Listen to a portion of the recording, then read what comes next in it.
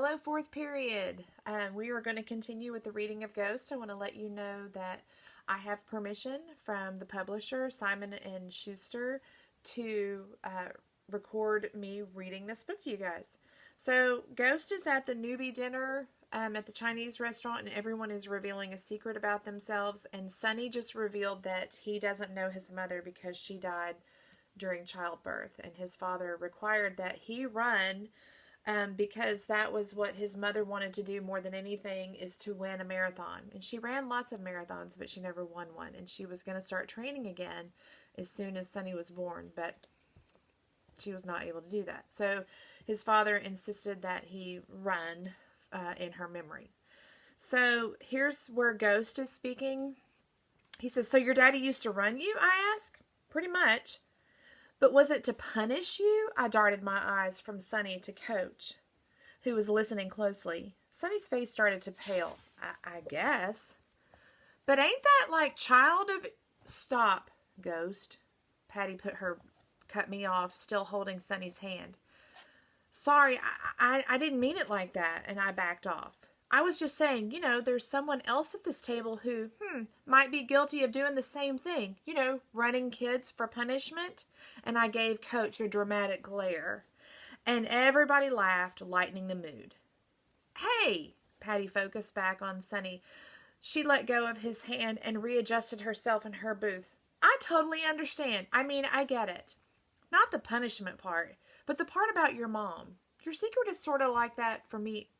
My secret is sort of like that, too." Sliding Sonny's utensils over to him, Coach just nodded, but didn't say nothing.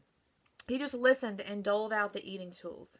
He put another set in his right hand, and those were going to be Patty's. "Really?" Sonny said encouragingly. "Yeah, I'm adopted, as all of you already know," Patty continued, "but it's not like most adopted kids. Most don't know their folks, but I know my mom." "You do?" Lou asked, with a mouthful of rice this time. He looked so surprised, like he should have known this about Patty since they'd been friends for so many years. "Yep, me and my little sister Maddie go see her all the time," she said. "She's cool."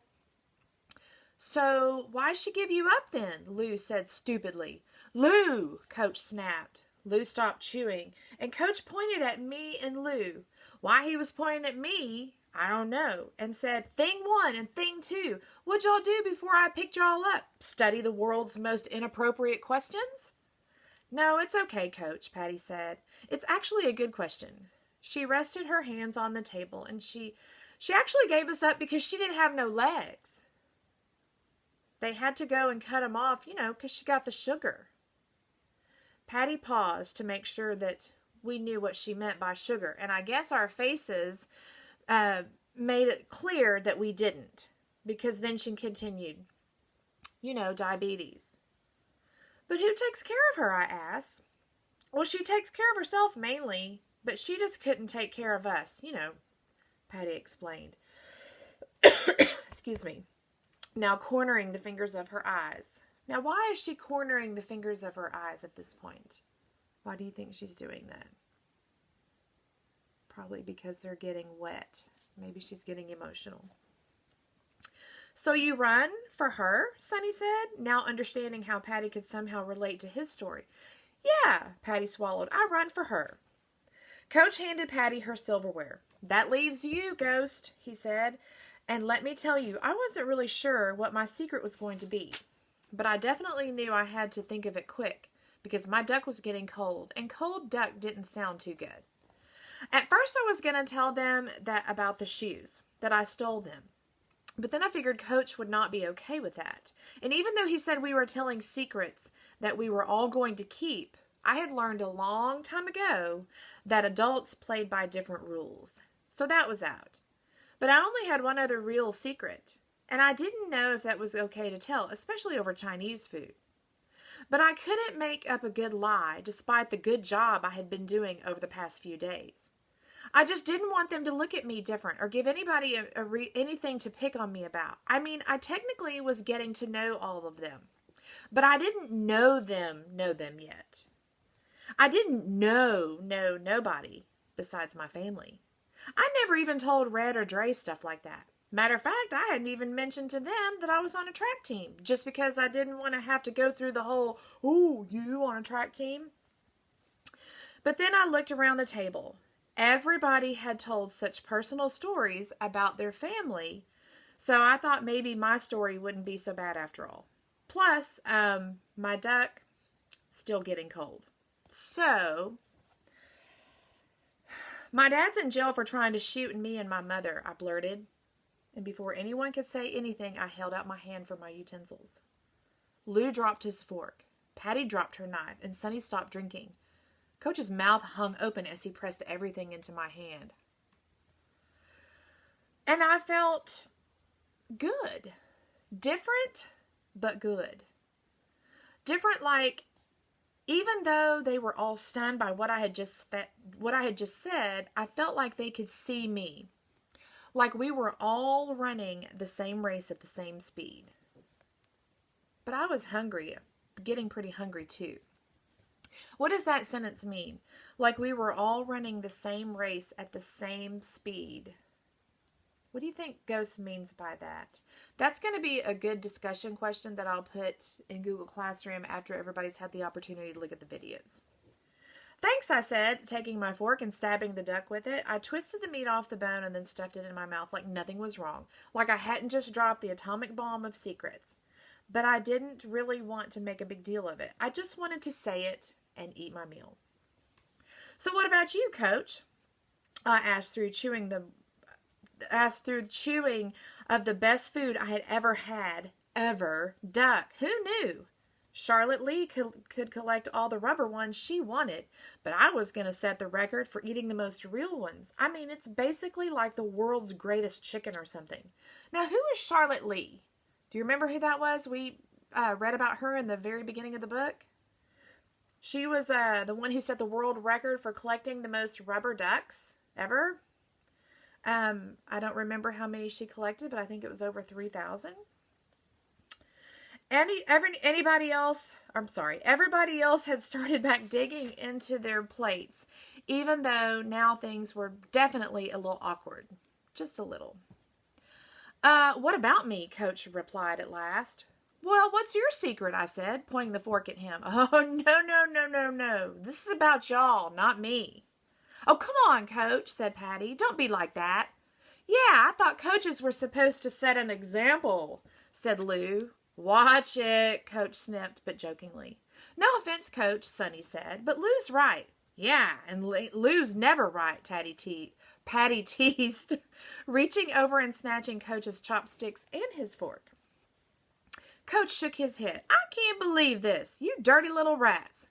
But I like the fact that y'all are ganging up on me. That means my plan is working," and he put his hands together like an evil villain. "You're bonding." Coach snickered. Okay, he started. "Well, it's true, Lou. I did run in the Olympics. And I won a gold medal." Coach looked pointedly at each of us. "Okay, so there," he said, snatching his fork and his chopsticks from Patty. And the conversation for the rest of the night was pretty much all about the Olympics. Coach really didn't say too much more about it. It was mainly just us talking about what it must have been like and all that. But I was glad we were off of my secret. And it was like I had never even said anything about it, about what had happened with my dad, even though I did. I did. And it seemed like everybody at the table cared and didn't care at the same time. Now, what do you think Ghost means by this? This is a pretty important sentence in this chapter. It seemed like everybody at the table cared and didn't care at the same time. That'll be another discussion question that we'll talk about after everybody listens to this part of the book. And that made me feel, for the first time, like I was one of them. They even asked me if I needed to borrow some practice gear, which I thought was nice, but I told them I was cool, that my mother was going to get me some soon, even though I hadn't even asked her for none yet. Plus, I was kind of wanting my first jersey and shorts to be the ones that I ran my first race in, which I hadn't even really thought about until just now. But I appreciated them looking out for me. Not many people do that. I could add them to the list of my mother, Mr. Charles, and, well, Coach. And it felt good to be one of the teammates. Like I was there, really, really there as me, but not with so much scream inside. Now remember at the beginning of the book, he talks about having scream inside. So now he's able to be himself, just plain old Ghost, but not with so much anger and resentment and everything built up inside of him. All right, so that's the end of chapter 8. Chapter 9 is going to be entitled The World Record for Cleaning the Dirtiest Car. So what do you think that's going to be about? And another thing I want y'all to think about as we get into the book, and especially into chapter 9, why do you think Coach kept it a secret that he was in the Olympics and that he actually won a gold medal? To me, that would be a big deal. I would be proud of that, and I would not keep that a secret. But why do you think Coach kept it a secret? There's a very specific reason why. I want y'all to be thinking about that as you listen to chapter 9, okay? All right, that's it for right now. I'll post readings as I get them done, and I hope everybody is keeping themselves healthy, and wash your hands, and we'll see you soon. I miss y'all.